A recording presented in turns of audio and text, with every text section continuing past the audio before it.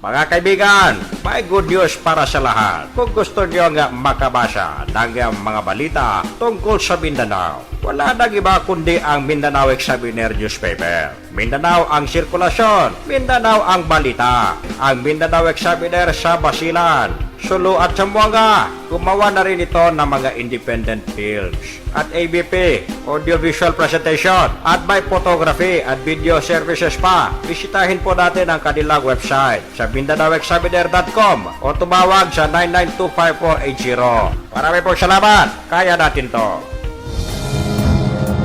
Yuhu! Gising! Gising na! Radyo Mindanao na! Welcome mga kaibigan sa paborito ninyong chismisan.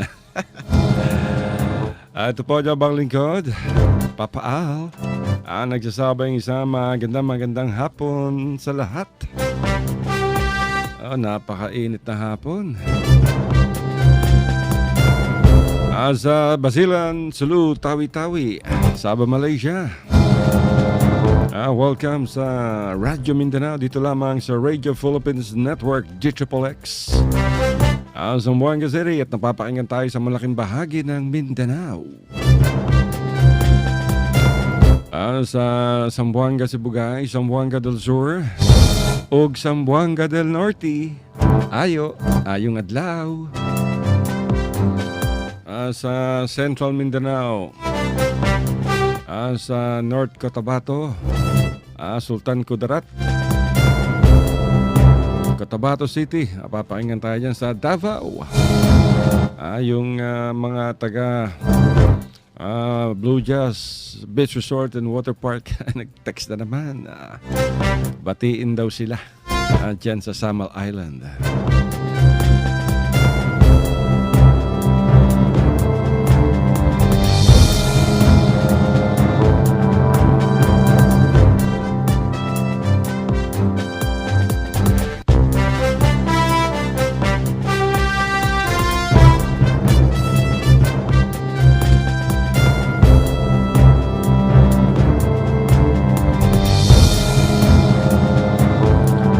Ay nako, droga pa more.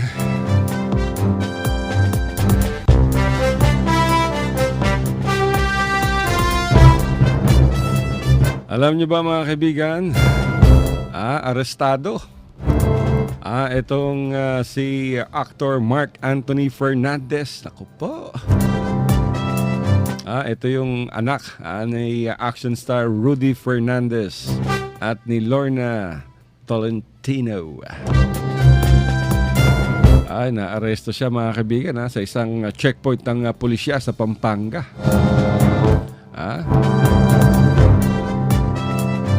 Nahulihan to mga kaibigan. Ako po, grabe. 1 kilong marijuana sa kanyang sasakyan.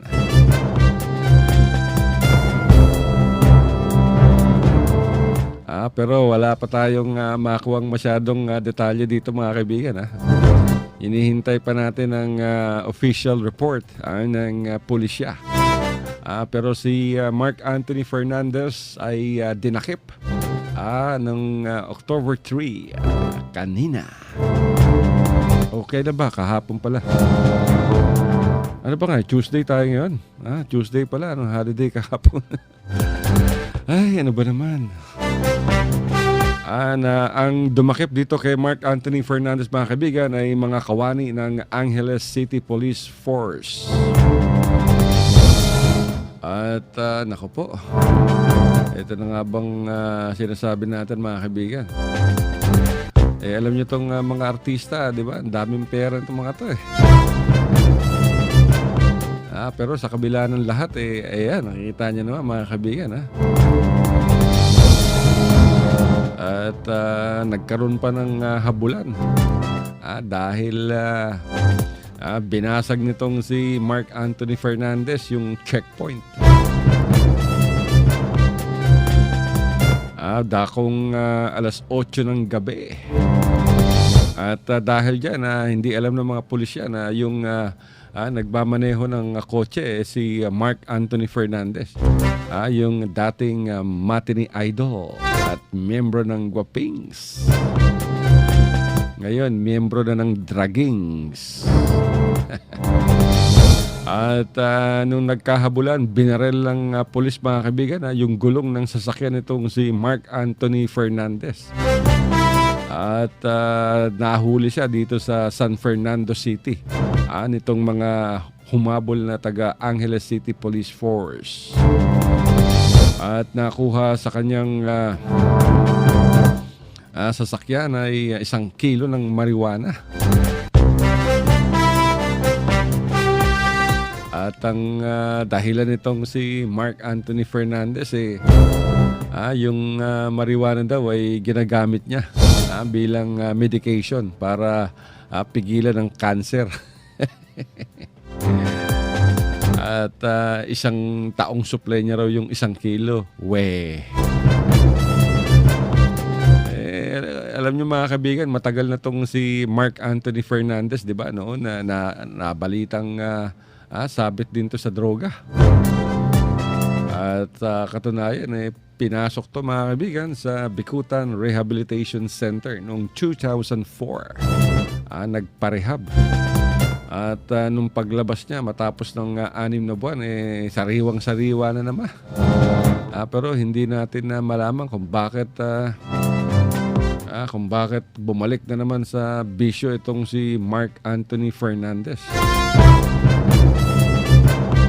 At kinumpirma naman ng pulisya na nakitaan nga ng marijuana ito mga kaibigan sa kanyang sasakyan at nakabalot pa ito. Brick, ika nga. At naka-plastic siya at nakabalot ng packaging tape o packing tape.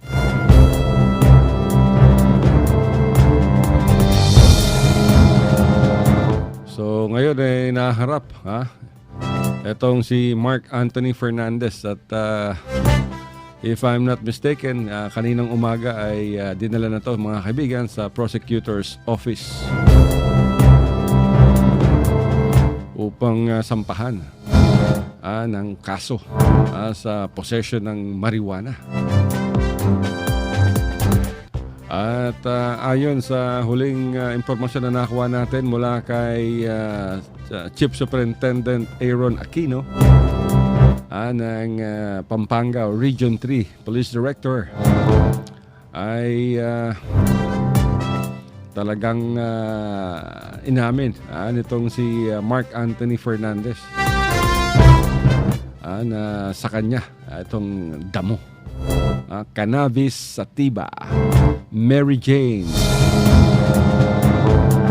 damo. Saan kaya galing to? Dapat ma-interrogate itong si Mark Anthony Fernandez upang sabihin kung saan galing itong damo na kanyang binili o kanyang nasasakyan. At sinabi naman ng pulisya na kalmado itong si Mark Anthony Fernandez. Mabuti na lamang hindi na bato, no? Masakit nito kung nagmamaneho siya ng sabog. Baka humingi pa to ng tsutsulate.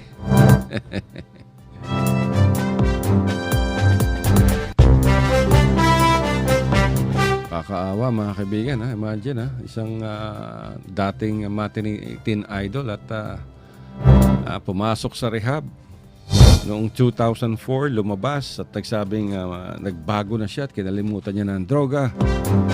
Pero eto na naman, 1 kilo. Medyo malaki-laki yan mga kaibigan. Hindi lang natin malaman kung ito ba ay bailable o hindi. Di ba? Pero nakakalungkot yun mga kaibigan. Dahil itong si tatay dyan, si Rudy Fernandez, talagang mabait. Yung nanay niya, mabait din. Saan kaya nagkulang itong magulang ni Mark Anthony Fernandez? Pero karamihan dito mga kaibigan dahil sa barkada. Kaya nga lagi nating pinapaalala na dapat ay tignan natin ang ating sinasamahang barkada.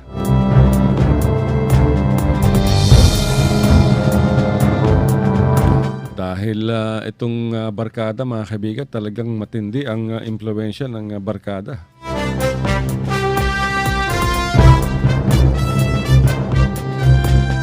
Dahil, di ba may kasabihan na sabihin mo sa akin kung sino ang barkada mo at sasabihin ko kung anong klaseng tao ka. Kung ang barkada mo puro mga drogista, definitely tingin tayo ng publiko, drogista ka na rin.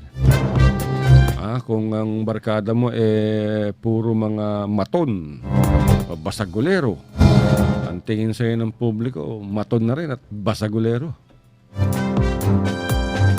Kung ang kasama mo naman ay puro mayayaman, de alta sosyedad, pero hindi ka naman mayaman, ang tingin sa'yo ng publiko social climber. At kung kasama mo naman ay puro mga bading, ang tingin sa'yo ng publiko, kung hindi bading, callboy. Kaya mga magulang, nako, ingatan natin ang ating mga anak upang hindi sila mawala sa landas ng kabutihan at mapadpad sa kalye ng kasamaan.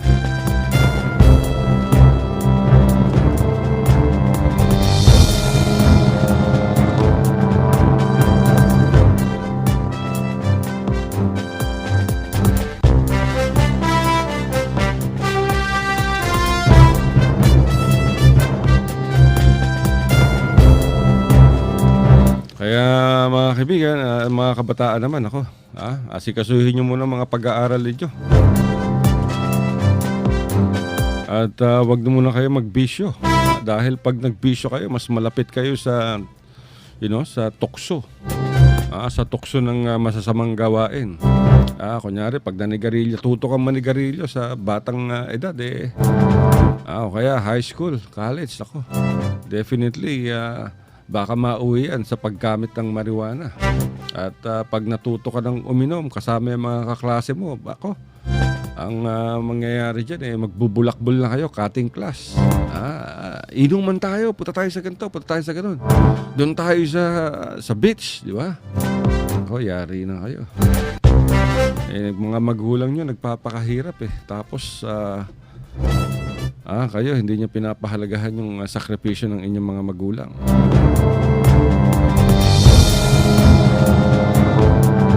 Kaya yan ang lagi nating sinasabi, huwag tayong makakalimot sa ating pag-aaral. At tandaan ninyo mga kaibigan, yung mga kabataan ngayon. At kahit hindi kabataan, yung kinabukasan ng isang tao ay tayo rin ang gumagawa. Hindi ito ibang tao ang gumagawa ng kinabukasan natin. Lalong-lalong hindi Diyos ang gumagawa ng kinabukasan natin. Tayo mismo ang gumagawa kung ano yung magiging future natin. Kung bata-bata ka na, tarantado ka, what more, paglaki mo, siguradong basagulero ka. Diba? Kaya kung dapat asikasuhin nyo muna ang inyong pag-aaral. At kung may mga palalab naman kayo, magsisilbi ng inspirasyon yan at hindi distraction. Baka may palalab kayo tapos biglang matesbon, okay, mabuntes ako. Laking problema niyan. Talagang maawa kayo sa mga magulang niya dahil ang mga magulang ay nagtatrabaho talaga, naghihirap yan para maitaguyod ang kanyang pamilya, ang kanilang mga anak. Tapos eto, nakabuntis ka. Hindi ka patapos ng high school o hindi ka patapos ng kolehiyo, nakabuntis ka na kaagad. Problema mo yan. Tapos hindi na makapag-aral yung babae kasi buntis na. Yung lalaki naman tinatamad na rin mag-aral. Dahil nakabuntis na nga. Tapos pag tumigil kayo ng pag-aaral, diyan kayo titira sa mga magulang ninyo, di ba? Binigyan nyo pa ng problema yung inyong pamilya. At kapag nag-aral naman kayo, buntis yung asawa mo, nasa bahay, makakita ka naman ng ibang classmate na maganda, sexy, nako. Pag natukso ka, problema. Tapos naging girlfriend mo, nabuntis mo uli. Naku po, double trouble. Diba mga kaibigan? Kaya kailangan na, bawat kilos natin, pag-isipan natin ang maigi upang hindi tayo magsisi sa dakong huli. Di ba, ang pagsisisi laging dumadating sa huli. Tapos magsasama kayo. Tapos after how many years, nag-aaway na kayo. Maliit pa yung anak niya, nag-aaway na kayo. Tapos mauwi yan sa hiwalayan na paano na yan? Diba? Kaya kung hindi kayo sigurado sa inyong mga palalab, wag muna. Wag munang pumasok sa gusot. Unahin nyo muna ang pag-aaral at pag nakapagtapos kayo, magtrabaho. Hanap kayo ng trabaho. At upang masuklian naman ninyo ang paghihirap ng inyong mga magulang. Suportahan ninyo ang inyong mga kapatid. Kung meron kayong kapatid, kung wala naman kayong kapatid, solong anak, suportahan ninyo ang inyong mga magulang. Mag-ipon muna kayo, magpayaman. Para kung dumating na kayo sa wastong edad at sa tingin ninyo ay handa na kayong lumagay sa katahimikan at magkaroon ng pamilya, then go, that's the time. At pag nagkapamilya naman kayo, isipin ninyo yung kinabukasan naman ninyo.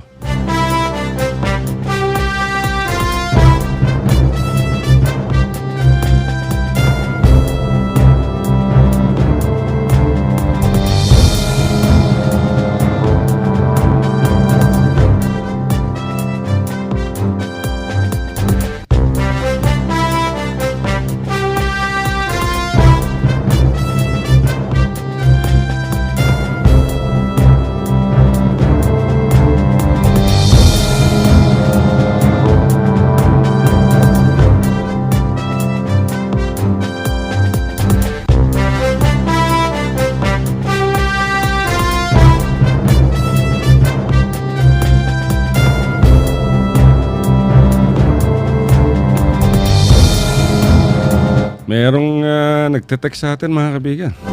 Sabi niya, isa siyang ama. At namumroblema daw siya sa kanyang anak. Dahil medyo matigas na raw ang ulo. Kinumpara niya, sabi niya, yung mga anak natin parang mga pusa o aso. Mga kuting. At mga aso. Kapag maliit pa sila, ay very cute sila at masunurin. Sabi niya gano'n, yung mga aso raw mga tuta. Pag maliit pa, talagang cute, mahal na mahal natin. Tawagin mo, talagang pumupunta ka agad, paupuin mo, umuupo. Pero pag laki na ng aso, problema na raw kung saan-saan dumudumi, kung saan-saan umiihi.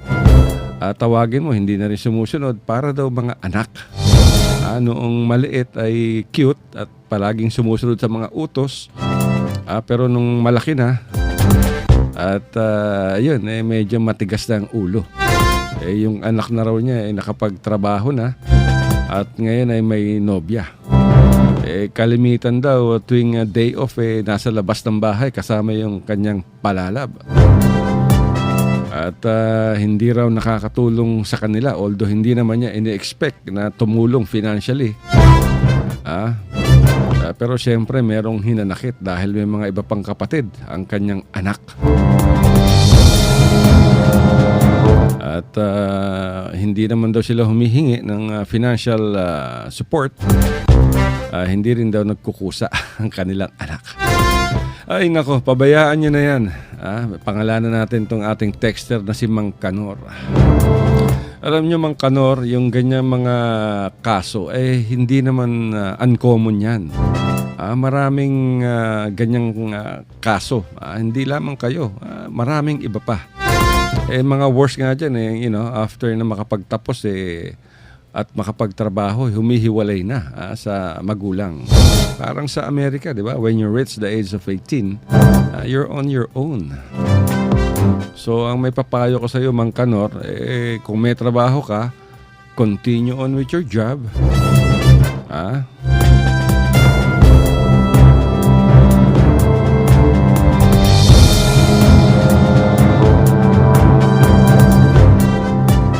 At continue on with your job. At i-guide nyo lang yung anak ninyo, paalala upang hindi naman makalimot at hindi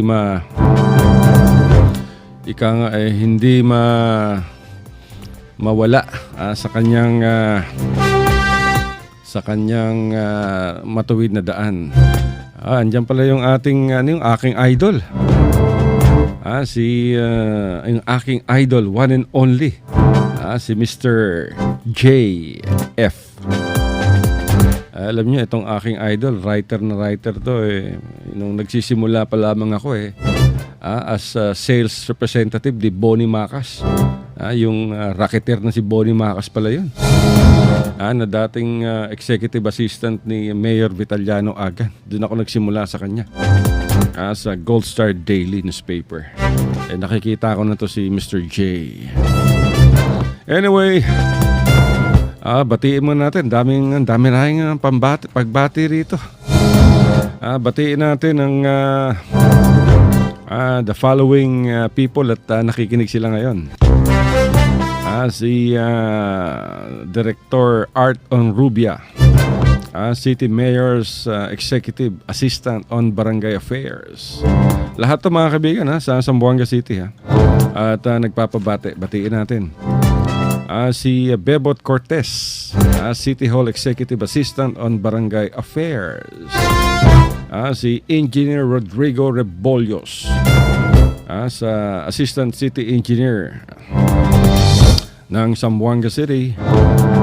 Attorney Alexander Eric Elias, City Civil Registrar. Si Attorney Bernardino Ferrer, City Legal Office. Etong si Attorney Bernardino Ferrer, nakita ko itong nagsalita. Diyan yata sa City Council or saan ba? O sa City Hall or what? Napakagaling nitong si Attorney Bernardino Ferrer. Very articulate siya mga kaibigan. Matalino. Alam niyo, sa salita pa lang niya, makikita niyo talagang well-educated siya. At maganda yung kanyang kanyang narating. Kaya kudos kay Attorney Bernardino Ferrer ng City Legal Office ng local government. At kay Police Superintendent Jo Marie Albarico, Deputy Director for Administration ng Zamboanga City Police Office.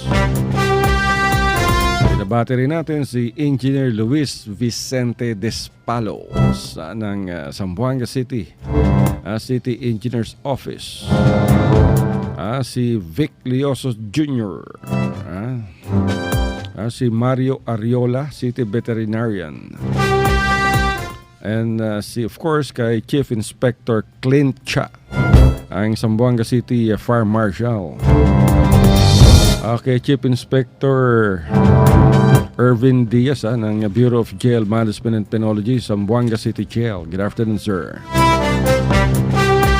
Kay Dr. Rodel Agbulos, City Health Officer. At sa Bendimil, Zamboanga, yung barkada natin si Attorney Aminola Alex Abaton, Regional Director ng Land Transportation Office sa Western Mindanao. Kay Elmir Apolinario, CDRRMO Chief. Ito yung City Disaster Risk Reduction Management Office. Kay Police Superintendent Bonifacio Arañas, Zamboanga City Police Office. Diyan siya sa Station 11. Siya ang commander. Oy, sa barkada pa natin, no? Si Konsehal Jimmy Villaflores. Wow. Kay Market Superintendent Nathaniel Asuncion. Uy, nakikinig na ba si Superintendent Nathaniel Asuncion? Masipag tong si Public Market Superintendent Nathaniel Asuncion, mga kaibigan, at marami siyang mga proyektong nagawa.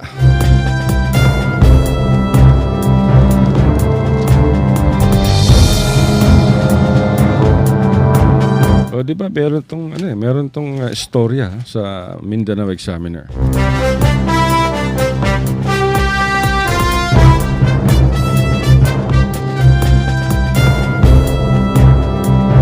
Nawawala na naman yung diary natin dito ang Mindanao Examiner na bago Dito sa studio, lagi na ubos yung Mindanao Examiner dahil yung mga umuupo rito, dinadala mga guest. Anyway, sa kay Samselco Officer in Charge, General Manager, Engineer Ed Ancheta. At ganoon na rin, mga kaibigan, sa mga Board of Directors ng Zamboanga City Electric Cooperative, sa pangunguna ni Director Omar Sahi, ang presidente ng board. At kay Ann, yung secretary ng Samselco. So yan, mga kaibigan, ang nagpapabate. May kapahabol pa. Muntik na nating malimutan to, si Alili. So binabati natin yung mga taga Baliwasan sa Zamboanga City, sa Norte Family. Bakit puro Norte Family? Wala bang Sur Family? At binabati ni Alili ang kanyang butihing kabiyak, ang loving husband na si Ramil Kamay. I love you so much, Ramil. Sabi pa ni Alili. Swerte naman ni Ramil. Meron siyang sweet na asawa. At ang swerte naman ni Alili. At napaka-hardworking naman itong si Ramil Kamay.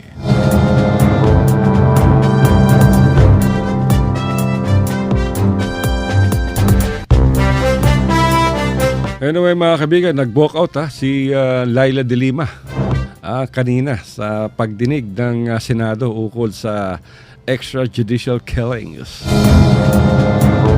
Dahil pakiramdam ni Senator Laila de Lima na siya ang kasalanan niya ang lahat ng kaguluhan.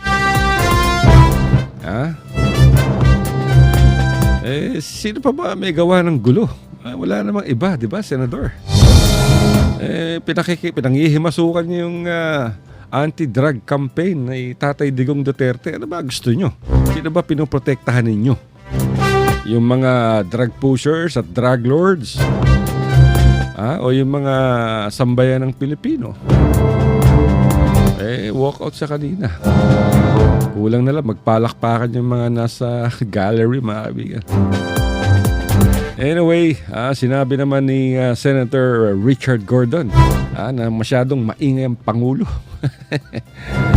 Sabi niya sobrang ingay ng Pangulo. Tama lang na ipakita niya yung galit niya sa droga, pero huwag na siyang mag-ingay na I will kill you. Hindi tama yan. Yan ang sabi ni Senator Gordon kahapon, mga kaibigan, nung pinapanood natin yung pagdinig kaugnay dito sa extrajudicial killings di umano in aid of legislation.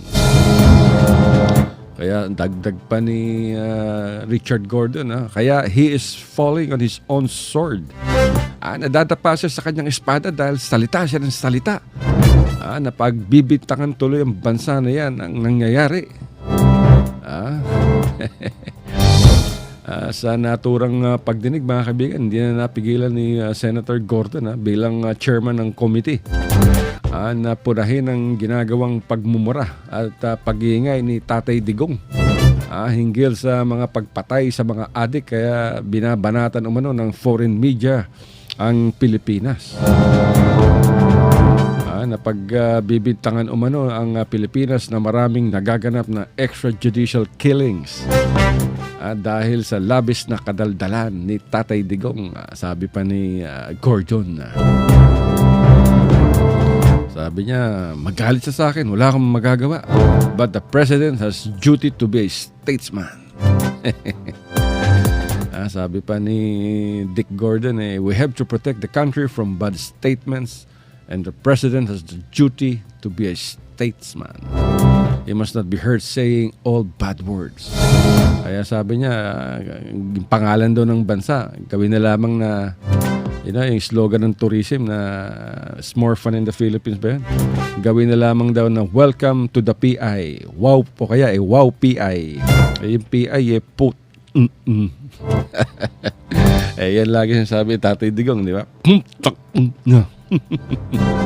Nilang daw ang gawing slogan ng tourism. Welcome to the PI o wow PI. Ay nako, alam niyo mga kaibigan, talaga maingay ang Tatay Digong Duterte, pero yun yung nature niya. Wala na tayong magagawa dyan. Ang importante rito, hindi magnanakaw yung ating Pangulo. At ginagawa ang lahat upang labanan ng korupsyon, upang labanan ng illegal na droga. Ano bang gusto natin? Gusto ba natin yung Pangulong katulad ni Gloria Arroyo? Na hindi nga nagmumura, magaling magsalita. Pero kaliwat kanan naman ng di umano yung mga nakawan. Ayaw natin yan. So mamili kayo. O, di ba? Siyempre doon na tayo kay Tatay Digong. Dahil si Tatay Digong talagang inilalagay niya ang kanyang sarili sa kapahamakan upang maisalba ang sambayan ng Pilipino. Diba mga kaibigan? Gusto ba nating nagkalat, taglipa na itong mga posers, itong mga drug lords? Ultimo mga bata ginagamit sa pagbebenta ng droga? Wow! PI. Kaya yun ang sinasabi natin. Alam niyo mga kaibigan, maraming mga tao ang hindi sanay sa disiplinang ipinaiiral ni Tatay Digong Duterte. Kaya yaw-yaw ng yaw-yaw, ngak-ngak ng ngak-ngak. Parang pinoprotektahan nila yung mga kriminal, yung mga drug posers, yung mga drug lords. Saan ba kayo nakakita na yung bentahan ng shabu nagaganap sa National Bilibid Prison? Ilang pangulo nang lumipas mula kay Arroyo, kay Aquino, di ba? Nasawata ba yan? Napigilan ba yan? Hindi. Napigilan lamang yan ngayon. Imagine, saka nakakita ng bilangguan na merong air condition yung mga bilanggo. Merong jacuzzi. Merong mga naglalakihang television. Television o television. 'Di ba? Meron pang mga meron pang parang music studio. Nagko-concert pa. Kita niyo tong si Herbert Colango, 'di ba? Nagko-concert pa ron. Inaatiran pa ng mga opisyal ng Bureau of Corrections at maging si Senator Laila De Lima noong siya ay Justice Secretary. Napigilan ba yung paglaganap ng droga? Hindi. Kaya makikita ninyo yung sa mga testimonya ng mga drug lords, talagang nakakapangilabot ang galamay ng illegal na droga. Ultimo yung mga opisyal ng Bureau of Corrections, mga jail guards, naiimpluwensya na, nabibili ang kanilang loyalty sa ating sa kanilang trabaho. Ngayon, binibintang ng Department of Justice na itong si Senator De Lima ay tumanggap ng drug money. Pero tinatanggi naman maigi ni itong akusasyon ni De Lima. Diba? So, kaya nakakita na yung dating Justice Secretary inaakusahan na may relasyon sa kanyang driver na may asawa. At hindi lang yan, pati yung kanyang escort, yung hagad na taga Metropolitan Manila Development Authority or MMDA. Diba? Asa ng rito? Asa ng morality nito? Ito yung mga alegasyon, of course, itinatanggi ito ni Senator Laila De Lima. Ganyan ang demokrasya. Ngayon, mga kaibigan, bumaba ang crime index ng halos mahigit yata sa hindi lang halos 50%, mahigit 50%. Ito ang kinumpirma ni Kuya Bato de la Rosa, ang hepe ng Philippine National Police. Kaya dapat talaga, suportado ng sambayanan itong ating pamahalaan. Huwag nating payagan na manaig ang kasamaan kaysa kabutihan.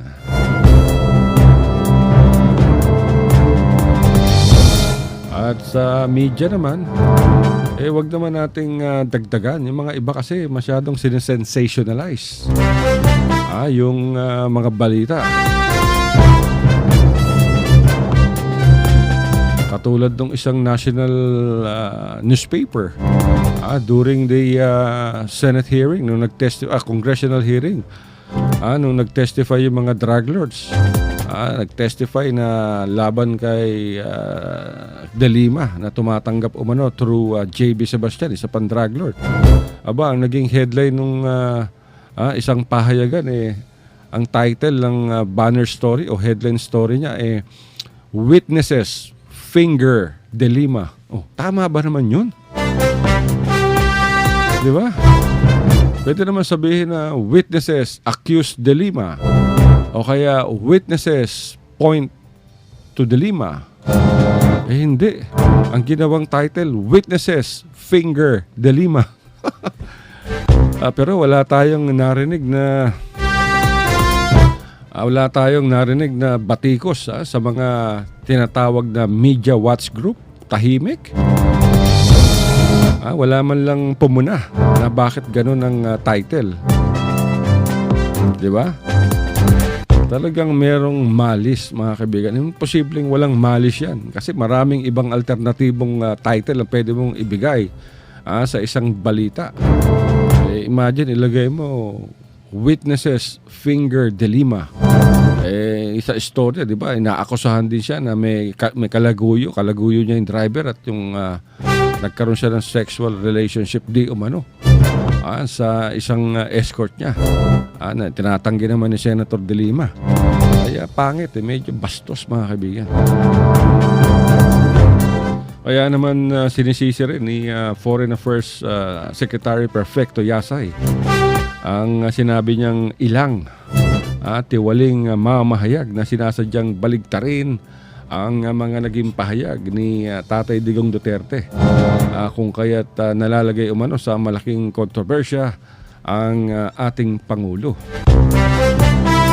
Ito yun, isa pa rin dito, mga kaibigan, tungkol dun sa Hitler na kinumpara ba naman ng ilang media itong si Tatay Digong kay Hitler base sa kanyang salita.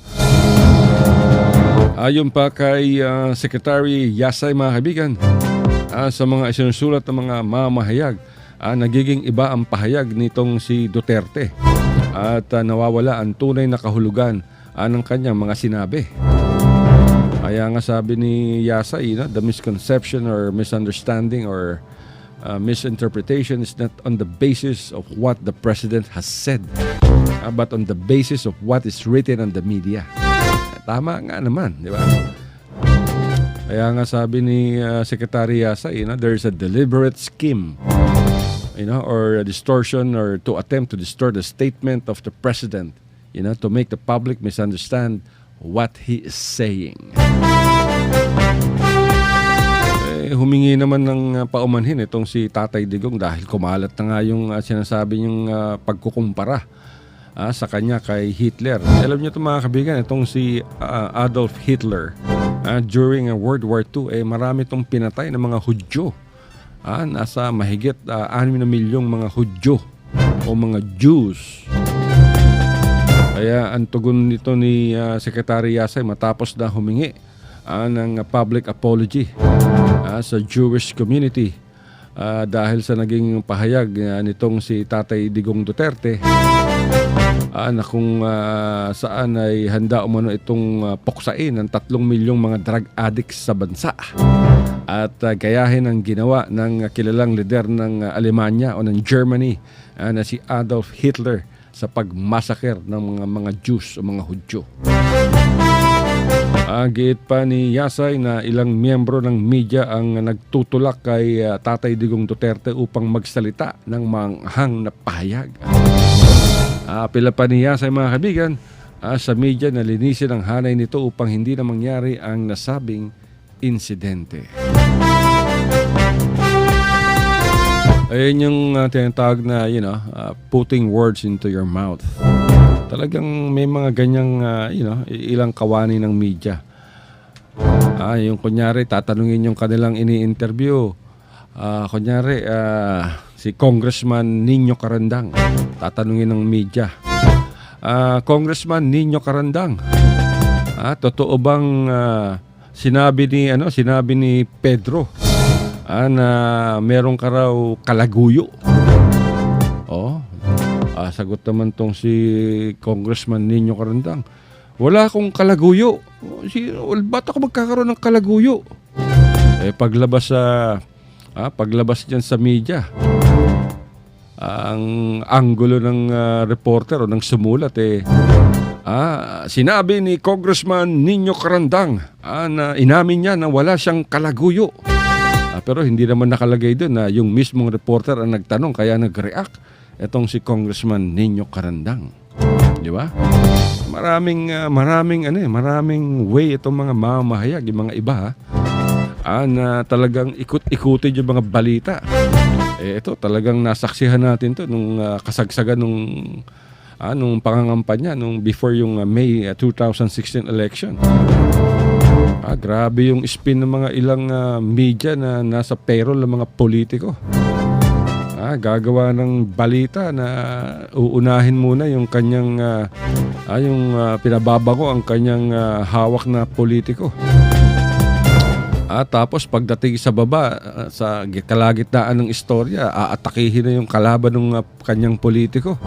At kung ano-anong bintang ang ilalagay. Nako. Di ba? Kaya maraming napapahamak ng mga media.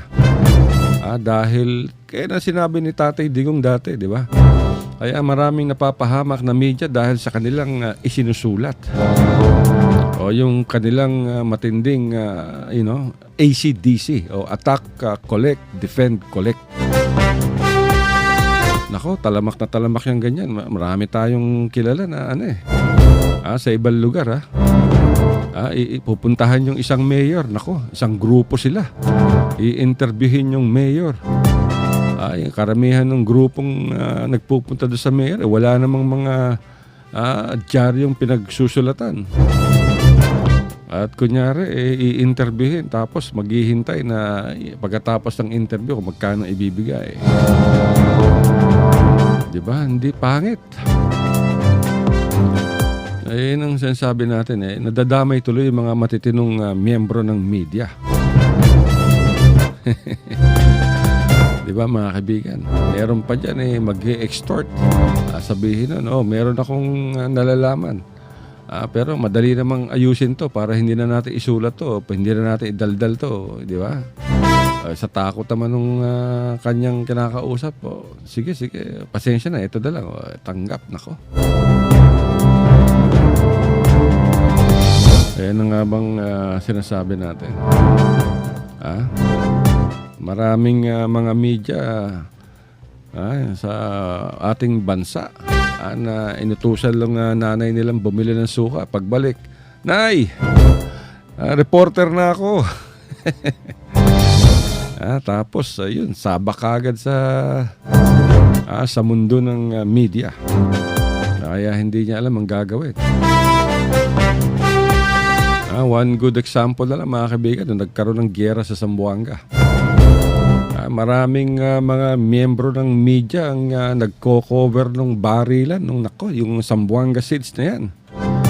Tapos wala silang mga safety equipment, walang mga helmet o Kevlar helmet, walang mga armor o bulletproof vest. Yung mga nagtatrabaho sa television, sa radyo, sa pahayagan, yung mga naglilitrato, para lamang makabenta ng litrato o makagawa ng story at mabayaran sila ng kanilang mga pinaglilingkurang dyaryo, television at radyo. Sugod na sugod. Ako po. Mabuti. Di ba may na-aksidente na nga mga kaibigan dahil meron tinamaan nung nagpasabog ng mortar yata itong mga rebelding MNLF. Merong sumabog malapit sa isang grupo ng mga reporter. Nako. at may mga nasugatan.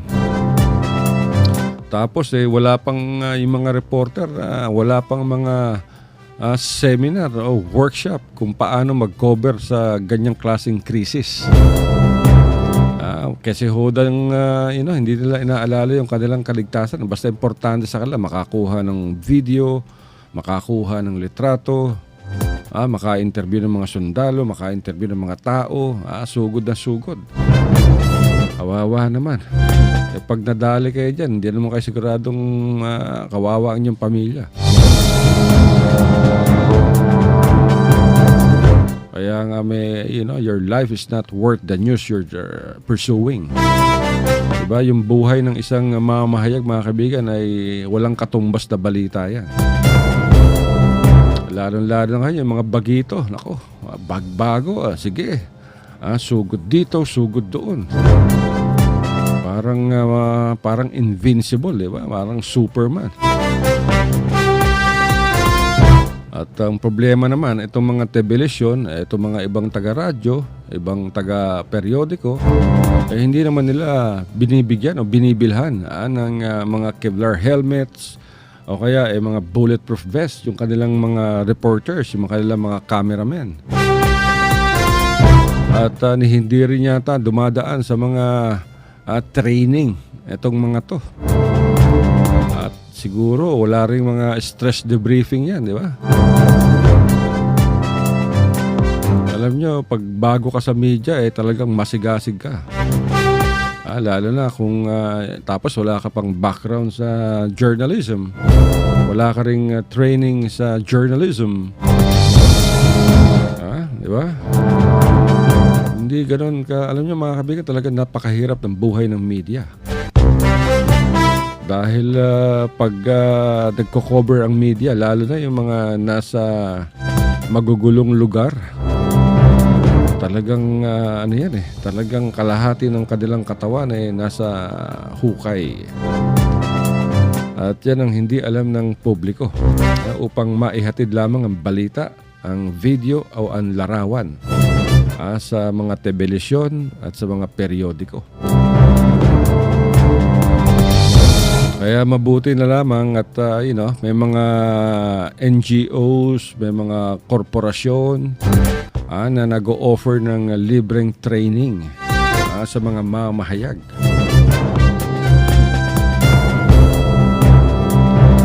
Upang sa gayon ay magamit nila ito sa kanilang pang-araw-araw na kabuhayan at itong pangangalap ng balita. Yung mga veterano sa Zamboanga, nadaanan ng mga yan, mga kaibigan. Siguradong nadaanan at alam nila ang peligro ng isang mamahayag. Kaya ang panawagan natin sa mga bagito, magdahan-dahan muna.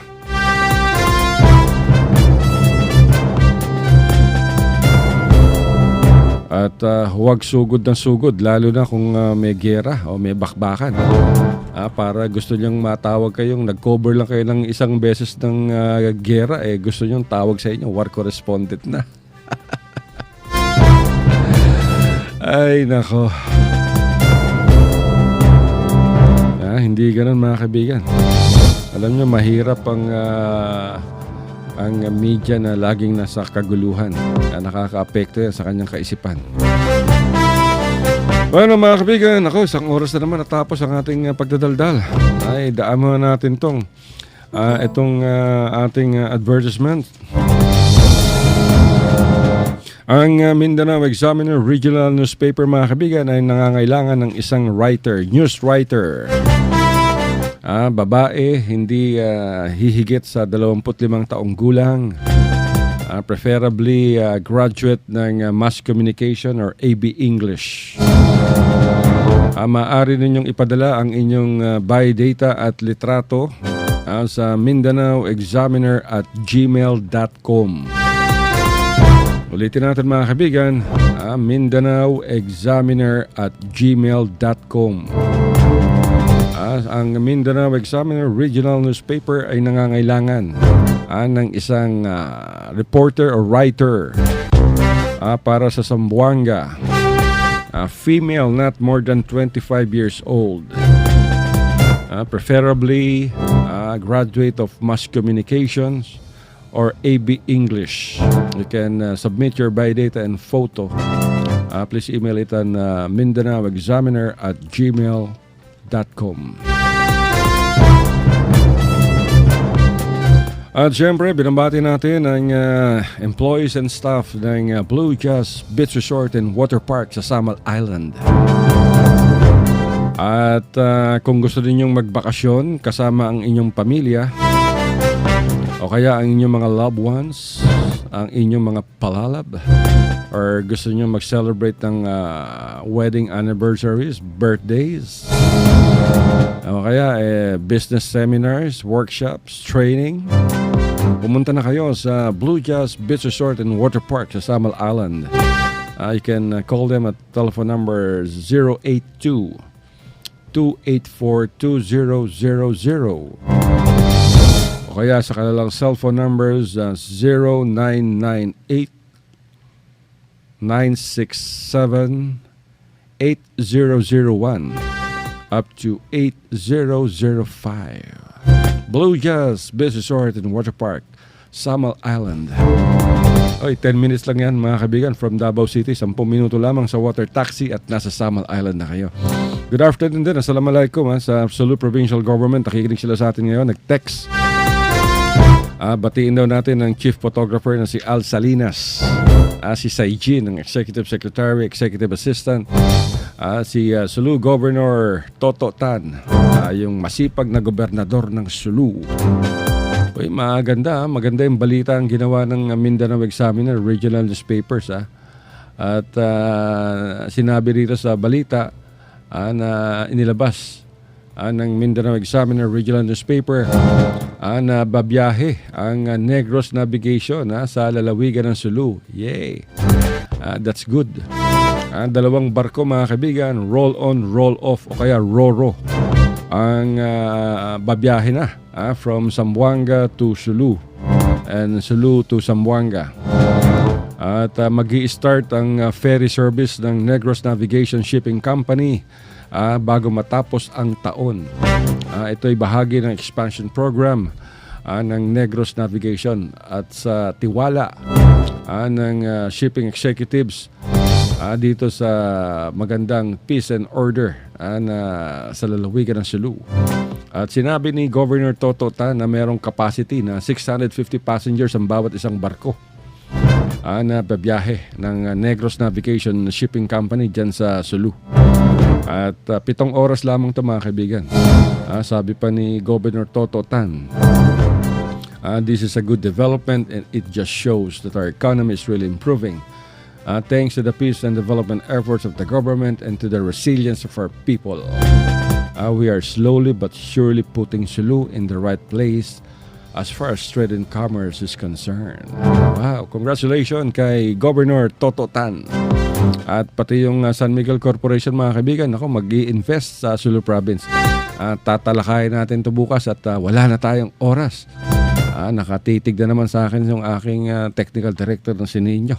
Titig na titig sa akin. Hindi ko alam kung pinagnanasaan ba ako. Pero parehan tingin sa kanyang relos mga kaibigan. Bueno, hanggang sa susunod na bukas mga kaibigan, maraming salamat sa inyong pakikinig. Dito lamang sa Radyo Mindanao, sa Radio Philippines Network, RPN DXXX Zamboanga 1008 sa inyong AM band. Tayo napapakinggan sa malaking bahagi ng Mindanao. Maraming salamat po. Pati sa Jesus Miracle Crusade sa Tuguegarao City. Nakatune sila sa atin ngayon sa shortwave radio.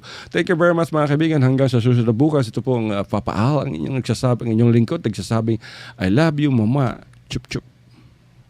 Bye-bye.